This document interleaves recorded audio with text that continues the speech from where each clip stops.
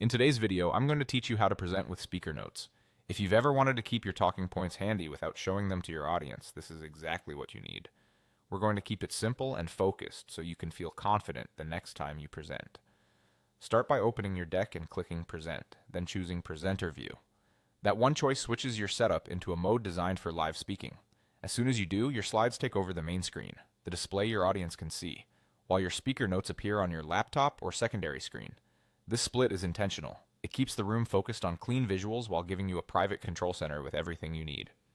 On your presenter screen, you'll see your current slide, your speaker notes, and often a preview of what's coming next.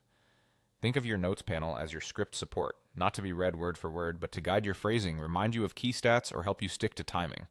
If the text feels small, most presenter views include a way to zoom in, and longer notes can usually be scrolled so you never lose your place. While presenting, navigate using the arrows. The on-screen arrow buttons work well, and the left and right arrow keys on your keyboard are even faster. Move forward when you've wrapped a point, and tap back if you want to revisit something.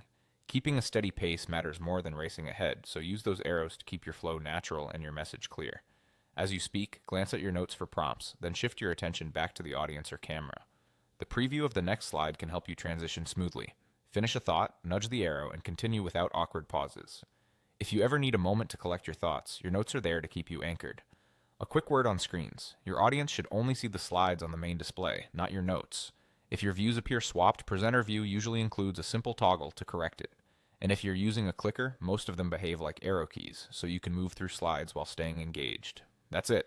Click Present, choose Presenter View, let your slides fill the main screen, keep your notes on your laptop, and use the arrows to navigate with confidence. With this setup, you'll sound polished, stay on message, and deliver a presentation that feels effortless.